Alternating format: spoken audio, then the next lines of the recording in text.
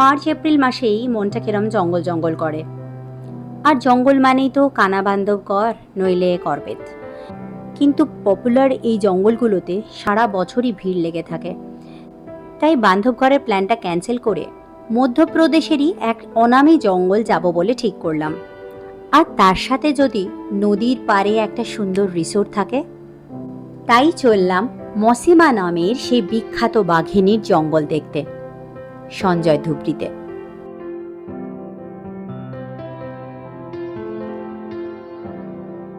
Welcome to wrong route traveller.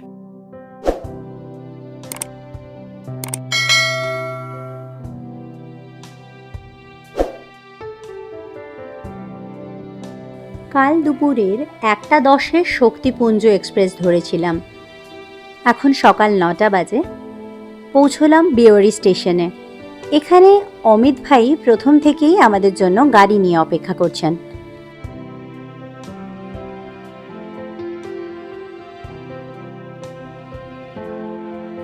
এখান থেকে 34 kilometre দূরে মধ্যপ্রদেশ ট্যুরিজমের পার্সলে রিসোর্টে আমরা যাব। আমাদের গাড়ির ভাড়া পড়ল 1800 টাকা। পরবর্তী সময় গাড়ি ভাড়া পরিবর্তন হতে পারে। গাড়ি বুকিংয়ের কন্ট্যাক্ট ডিটেলসটা আমি নিচে ডেসক্রিপশন বক্সে শেয়ার করে দেব। এখন বসন্ত, পাতা ঝরার সময়। দুপাশে বড় বড় গাছের সারির মাঝখানে চওড়া পিচের সুন্দর রাস্তা ধরে চলছি, বেশ লাগছে। মাঝখানে পড়ল বানাস নদীর ওপর ব্রিজ। এখানে একটু দাঁড়ালাম কিছু ফটোগ্রাফি করব বলে। এই বানাস নদী আমরা যে রিসোর্টে থাকবো তার পাশ থেকে বয়ে চলেছে।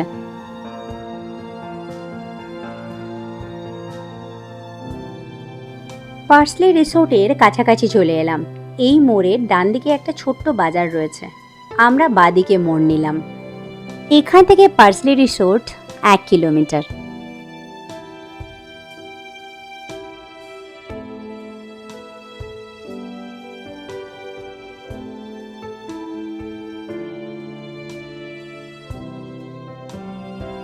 পৌঁছে গেলাম পার্সলে রিসোর্টে।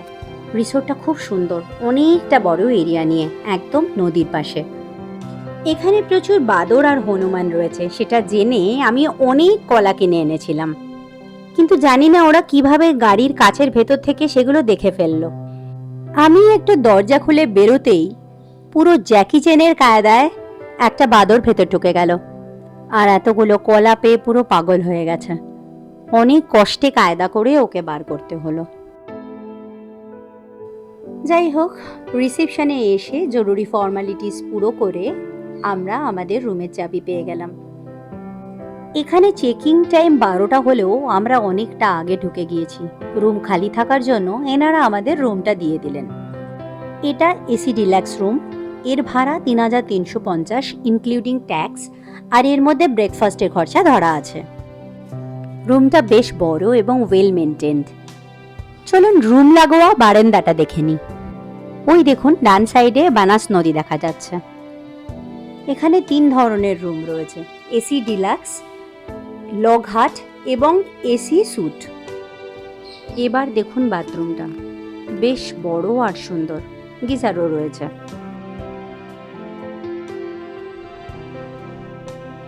ওই কি হয়েছে? কি হয়েছে মা? মামাটা কি হয়েছে? মামাটা কি হয়েছে? মামাটা কি হয়েছে? কি হয়েছে মামাটা? কি হয়েছে? কি হয়েছে মামা? এত রাগ করছে কেন মামা? এত রাগ করছে কেন? বাবলে বাবলে বাবলে বাবলে, একটু খোলা নেই তো বাবা?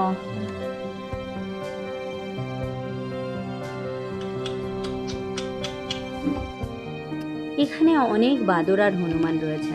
ওদের জন্য আমি অনেক কলা এনেছি, তাই বেশ খানিকক্ষণ চলল ওদের খাওয়ানোর পর্ব।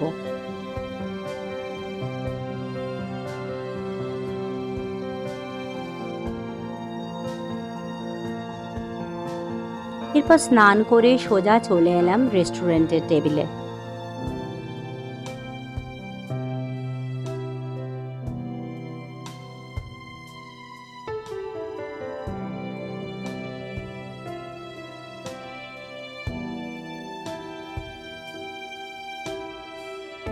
আমরা ভেজিটেরিয়ান, কিন্তু এখানে ননভেজের অপশনও আছে।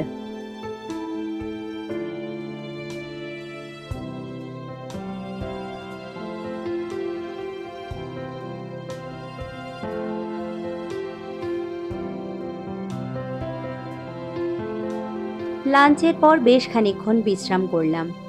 এবার বেরিয়ে পড়লাম পুরো প্রপার্টিটাকে ঘুরে দেখার জন্য। এইগুলো হলো লগঘাট, আর আমরা যে বিল্ডিংয়ে রয়েছি তার একদম ওপর তলাগুলো হলো স্যুট রুম। ঘুরতে ঘুরতে চলে এলাম নদীর পাড়ে।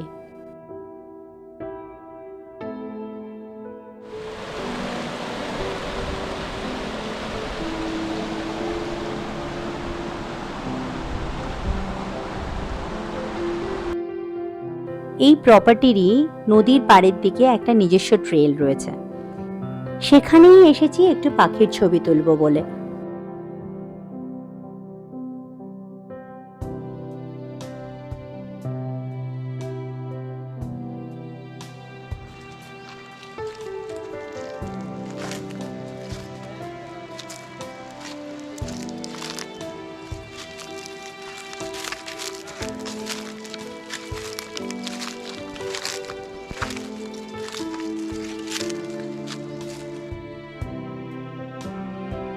এদিকে অনেকগুলো রাডিশেল ডাক বসে রয়েছে। তার একটু দূরেই পেলাম একটা গ্লসি ইবিস, এরপর শিকড়া, শার্পেন্টিগল, রিভার টার্ন, অনেক রকম পাখি পেয়ে গেলাম। এদিকটা বেশ সুন্দর। আজ ইভিনিংয়ে ইচ্ছে করেই কোনো সাফারি বুক করিনি, বানাস নদীতে বোট সাফারি করব বলে। এখন এখানে মাঝি নেই, তাই রুমে গিয়ে একটু চা খেয়েই চলে আসবো বোট সাফারির জন্য। রুমে টি মেকার ছিলই, তাই আর রেস্টুরেন্টে যেতে হয়নি। তাড়াতাড়ি করে চা খেয়ে তাই চলে এলাম বোট সাফারির জন্য।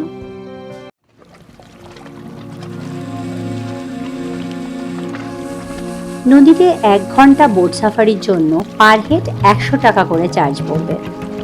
আপনি চাইলে ওপারের চড়াইও নামতে পারেন।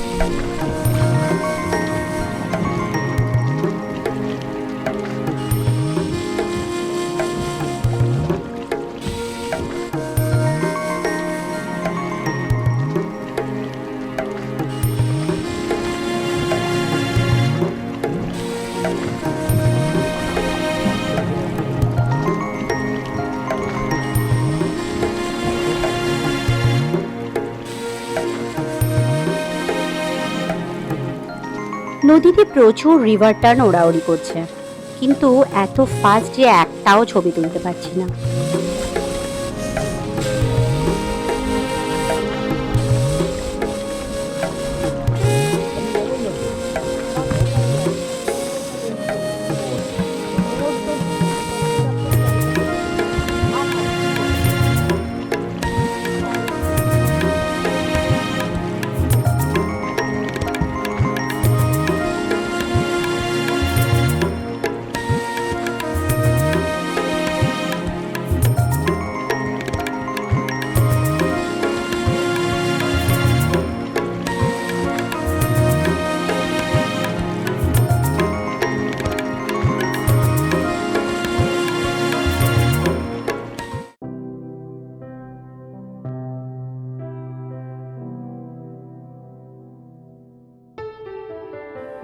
সন্ধেবেলায় রুমে ফিরে এসে একটু রেস্ট করেই 8:30 নাগাদ চলে এলাম রেস্টুরেন্টে ডিনারের জন্য।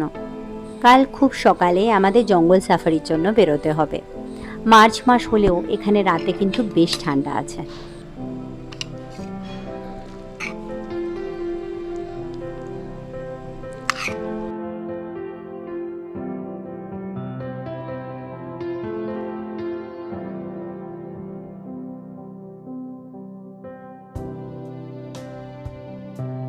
ডিনারের পরে একেবারে শুতে না গিয়ে প্রপার্টিটাতে একটু ঘোরাঘুরি করে শুতে চলে এলাম। আবার কাল সকালে দেখা হচ্ছে। Good night. Good morning. এখন সকাল 5টা বাজে। আমাদের সাফারির গাড়িও এসে গেছে। এখান থেকে জঙ্গলের এন্ট্রি গেট 14 কিলোমিটার। সেখানে আমাদের পারমিট পেপারটা দেখাতে হবে, আর গাইডও আমাদের ওখান থেকে জয়েন করবে। সকালবেলা জঙ্গল সাফারির টাইমিং সকাল 6টা থেকে 11টা, আর ইভিনিং আওয়ার্সে 3টে থেকে 6:30। মার্চ মাসের সকালেও এত ঠান্ডা যে ঠকঠক করে কাঁপছি। দুপুরবেলা ঠিক ততটাই কড়া রোদ ওঠে এখানে।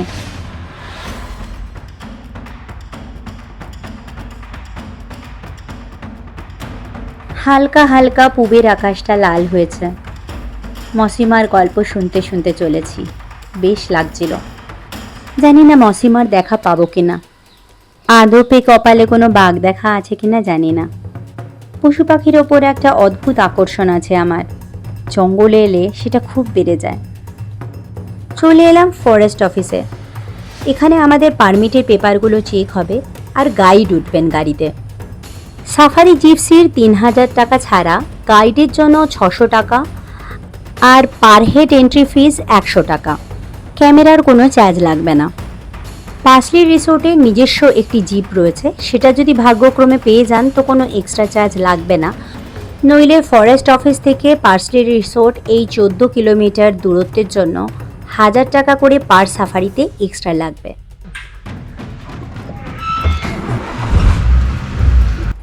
যাই হোক, আমরা জঙ্গলে ঢুকে পড়লাম। যেই বাঘিনীর জন্য আমরা এখানে এসেছি তার নাম হলো মসিমা। মসিমা শুধু একটা বাঘিনী নয়, ও সঞ্জয়ের রানী, আর একজন মমতাময়ী মা। নিজের ছোট ছোট সন্তানগুলোর সাথে ওর মৃত বোনের বাচ্চাগুলোকেও ও মাতৃস্নেহে বড় করে তুলেছিল। এর জন্যই ওর এরম নামকরণ হয়েছে। মসিমা যেমনই বুদ্ধিমতী তেমনই মমতাময়ী। এই সঞ্জয় ধুবড়ি ন্যাশনাল পার্ক মসিমার জন্যই বিখ্যাত হয়ে গিয়েছে। 1951-এ সঞ্জয় ধুবড়িতে একটা সাদা বাঘ ছিল, যার নাম ছিল মোহন। এই ফরেস্ট ডিপার্টমেন্টের থেকে শোনা, পৃথিবীতে যত সাদা বাঘ রয়েছে সবাই এই মোহনের বংশধর।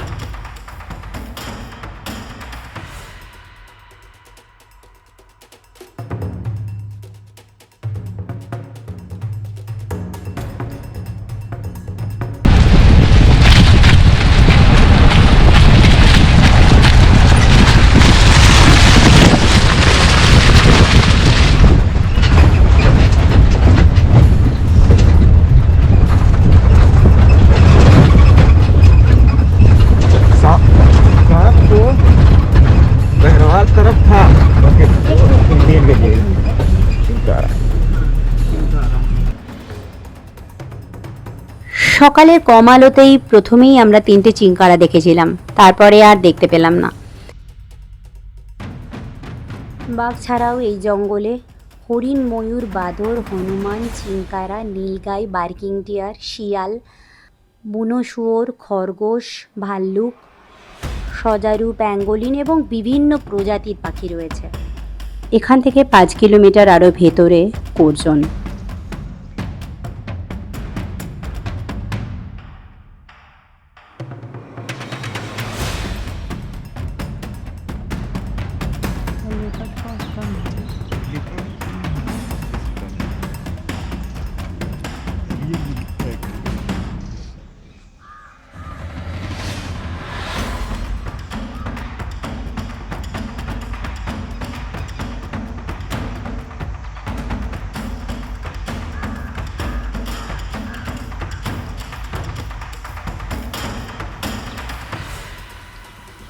ওই যে দেখতে পাচ্ছেন, এটা সম্ভবত টি-17-এর প্রথম সন্তান। একটু কাছ থেকে দেখতে হলে আমাদের একটু এগিয়ে যেতে হবে। এটি একটি পুরুষ বাঘ। আমাদের ইন্টারেস্ট থেকে ওর ইন্টারেস্ট অনেক বেশি আমাদের ওপর।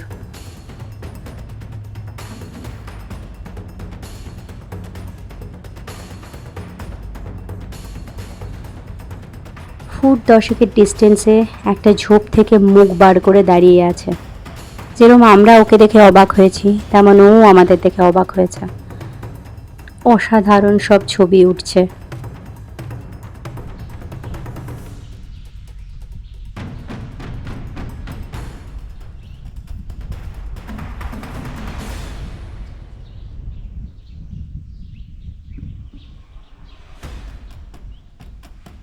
এখনো পর্যন্ত একবারই বাঘ দেখেছি, এখন বেশ খিদে পেয়ে গেছে।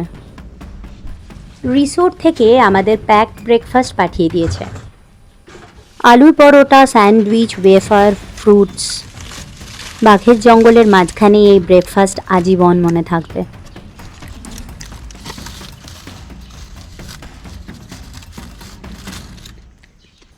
ব্রেকফাস্টের পরে আবার জঙ্গল সাফারি শুরু হলো। এবার ঘুরতে ঘুরতে আরও একটা বাঘ দেখতে পেলাম। গাইড জানালো T-17-এর 3টে বাচ্চার মধ্যে এটা দ্বিতীয় বাচ্চাটাকে দেখতে পেলাম। ও একটা নাইট জারকে ধরার আপ্রাণ চেষ্টা করছে।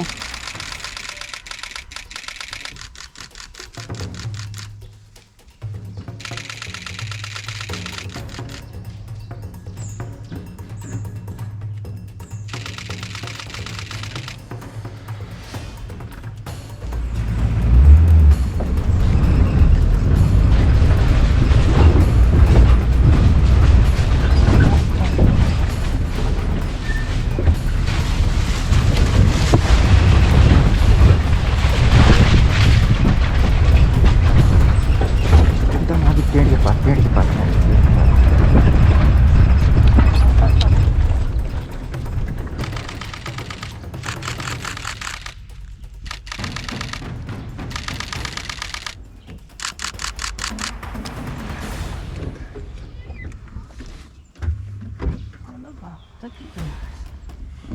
बच्चे हैं ना।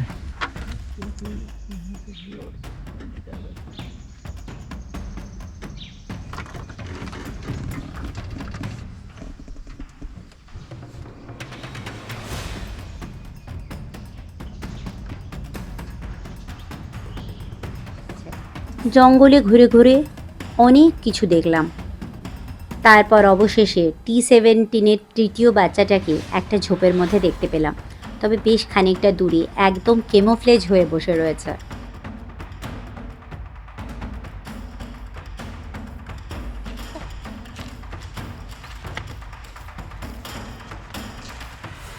অসাধারণ একটা জঙ্গল সাফারি করে এখন রিসোর্টে ফিরছি। 2:30 থেকে আবার ইভিনিং সাফারির জন্য রেডি হয়ে থাকতে হবে। স্নান করে চলে এলাম ডাইনিং হলে। লাঞ্চ করে খানিকটা রেস্ট নেব, তারপরে আবার সাফারির জন্য তৈরি হতে হবে।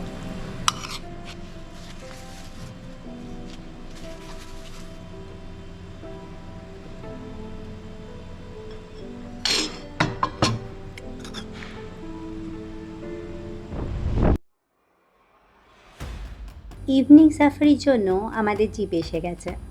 রেডি হয়ে বসে পড়লাম জিপে। এখানে পছন্দের গাইড নিতে গেলে আপনাকে এক্সট্রা পেমেন্ট করতে হবে, নইলে যেই সময় যে গাইড অ্যাভেলেবেল থাকবে তাকেই নিতে হবে। তবে চেষ্টা করবেন সিনিয়র গাইড নিতে, কোনো ট্রেনই না নিতে।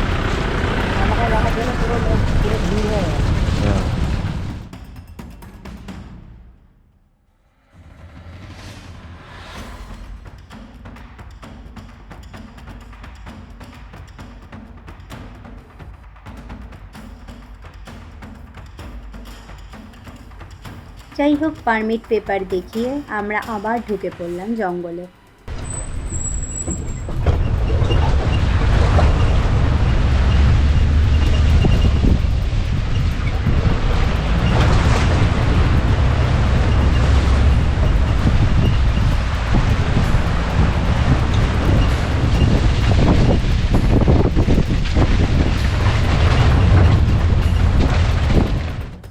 জঙ্গলে ঢুকতে না ঢুকতেই একটা গোল্ডেন জ্যাকেল দেখতে পেয়ে গেলাম।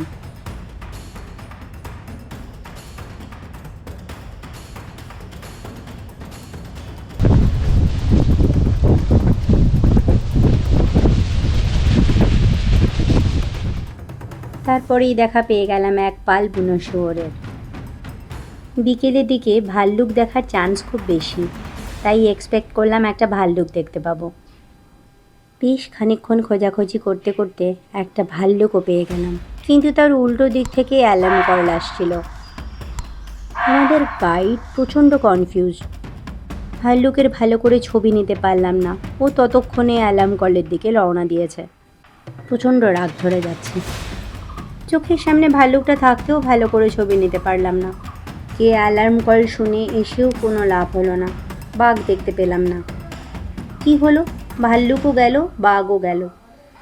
তাই আবার ছুটলাম ভাল্লুক দেখার জন্য, যদি দূর থেকে অন্তত একটু দেখতে পাই। অনেকটা দূর থেকে ভাল্লুকের ছবি পেলাম। কয়েকটা নীলগাই আর বার্কিং ডিয়ারের ফটো তুলতে না তুলতেই আলো কমে গেল। আমাদেরও প্রায় জঙ্গল থেকে বেরোনোর সময় হয়ে গিয়েছে। এখনো পর্যন্ত একটা বাঘ দেখতে পাইনি, কিন্তু মনটা কেন যেন একটা বাঘের সাথে কানেকশন ফিল করছিল। আলোটা কমে এলেও মনে হচ্ছিল এই আশেপাশেই বাঘ দেখতে পাবো। জঙ্গল থেকে ফেরার পথ ধরলাম। বাফার জোনের কাছে এসে দেখলাম একটা বাঘ আমাদের জিপ আটকে দাঁড়িয়ে রয়েছে এবং দাঁত খিঁচোচ্ছে। এটা মসিমা। আমরা মসিমা যাওয়ার রাস্তা আটকে দাঁড়িয়ে রয়েছি, তাই এরকম দাঁত দেখাচ্ছে। ওকে সম্মান জানিয়ে জিপওয়ালা জিপটা পিছিয়ে নেওয়াতেই মসিমা আমাদের আগে আগে চলতে শুরু করলো। আমরা মসিমার পেছন পেছন চলতে শুরু করলাম। অদ্ভুত একটা শিহরণ দিচ্ছিল গায়ে। মসিমার পেছন পেছন খুব ধীর গতিতে আমাদের জিপ চলেছে, আর মসিমা যেন আমাদের পথ দেখিয়ে নিয়ে যাচ্ছে। হালকা হালকা সন্ধে, চারিদিকে ঝিঝির ডাক। অদ্ভুত একটা রোমাঞ্চ হচ্ছে, সারা গায়ে শিহরণ দিয়ে উঠছে। জঙ্গল থেকে বেরোতে বেশ খানিকটা দেরি হয়ে গেছে, তাই বন দপ্তরকে অনেক জবাবদিহি করতে হলো। তবে বাঘের পেছন পেছন আসাতে তাদের তো আর কিছুই বলার নেই। যাই হোক, অসাধারণ একটা অনুভূতি নিয়ে খুব আনন্দের সঙ্গে রিসোর্টে ফিরছি। রাস্তায় একটা বাজার পড়লো, সেখান থেকে প্রায় 4 কিলো মতো টমেটো কিনে নিলাম রিসোর্টের হনুমান আর বাদরদের জন্য। আজ রাতে ওদের ভোগ চড়াবো। রিসোর্টে ফিরতে ফিরতে 8টা বেজে গেল, তাই হাত মুখ ধুয়ে সোজা চলে এলাম ডাইনিং রুমে ডিনারের জন্য।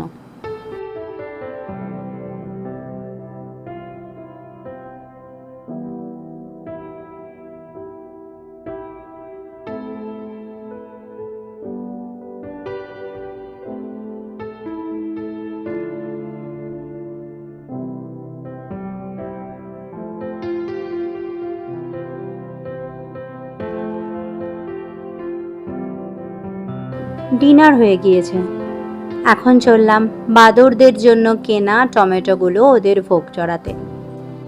বাদরগুলো এখন ঘুমোচ্ছে, তাই সকালবেলা ঘুম থেকে উঠেই যেন ওরা দেখতে পায় সেরম জায়গায় স্তূপাকার করে রাখলাম টমেটোগুলো। ভেবে খুব মজা লাগছে, কাল সকালে যখন ওদের ঘুম ভাঙবে দেখবে অনেক খাবার, কিন্তু জানবেও না কোথা থেকে এসেছে। এনিওয়ে, অনেক রাত হয়েছে, কাল সকালে আবার আমাদের সাফারি রয়েছে, তাই শুতে চললাম। Good night. Good morning. এখন সকাল 5:30 বাজে। আমাদের সাফারি জিপসি হাজির হয়ে গেছে। কালকের মতো পারমিট দেখিয়ে আবার জঙ্গলে ঢুকে যাব।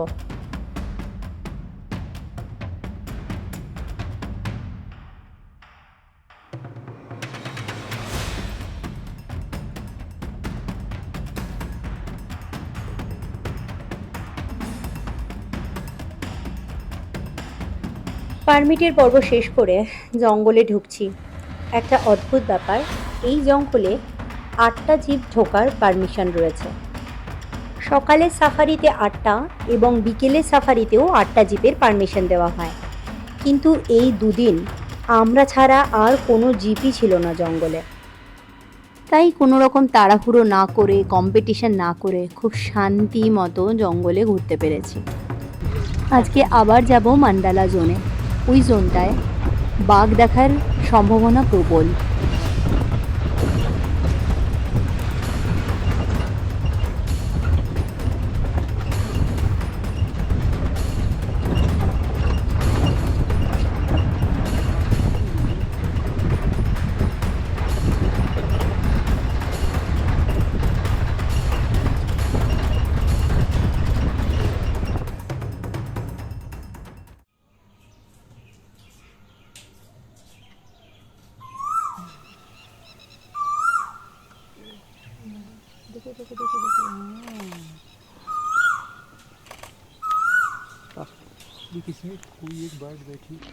বেশ খানিকক্ষণ অনেক রকম পশু পাখি দেখতে দেখতে হঠাৎ দেখা হয়ে গেল মসিমার সঙ্গে, একদম মুখোমুখি।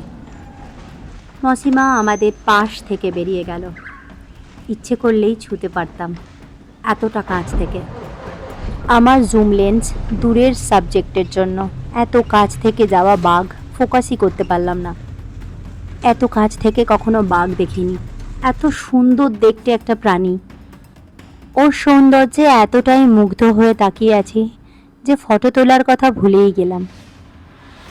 মসিমা চলে যাবার কিছুক্ষণ বাদেই মসিমার বোন T-17 চলে এলো। T-17 তো এত কাছ থেকে এলো, একটা সময় মনে হলো জিপেই উঠে যাবে। নিজেকে কেমন একটা মহারানী মনে হচ্ছে, যেন আমি পার্সোনালি টাইগার শো দেখছি। ভয় লাগা তো দূরের কথা, এতটাই মুগ্ধ হয়ে গিয়েছি যে ভয় পেতে হবেও সেটাও মনে ছিল না। কালো সবকটা বাচ্চাকে দেখেছি, আজ ওকে দেখছি। কি অপরূপ সুন্দরী বাঘগুলো ঠিক আমাদের জিপের সামনে এসে বসলো। আমরা হাঁ করে ওর দিকে তাকিয়ে কতটা সময় যে কাটিয়ে ফেলেছি মনে নেই। ও সম্ভবত আমাদের দেখে বেশ খানিকটা ইউজ টু হয়ে গেছে। ঘুম এসে গেছে ওর, সমানে হাই তুলে চলেছে। একটু বাদেই T-20 সামনে থেকে উঠে আস্তে আস্তে হেঁটে কোমর দুলিয়ে দুলিয়ে জঙ্গলের মধ্যে মিলিয়ে গেল। আমরা ওর যাওয়ার পথের দিকে তাকিয়ে রইলাম। এবার পেটের খিদের কামড়ে সম্বিত ফিরে এলো।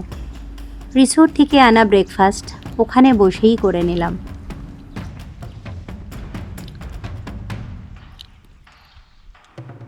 রিসোর্টের উদ্দেশ্যে ফিরে চললাম। আজ বিকেল 5:40 ট্রেনে আমরা কলকাতায় ফিরে যাব।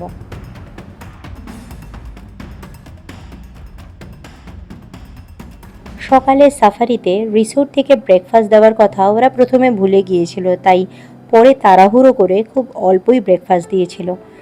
সেটাও আমরা গাইড আর ড্রাইভারের সঙ্গে ভাগ করে খেয়েছি। তাই এখন খুব খিদে পেয়ে গেছে, তাই আবার একবার ব্রেকফাস্ট করলাম।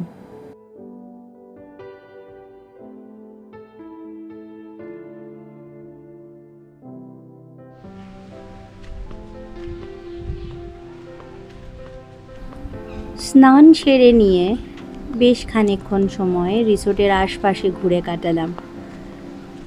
এখন এসেছি লাঞ্চ করতে। একটু ওয়েট করতে হবে, তারপরেই আমাদের গাড়ি চলে আসবে।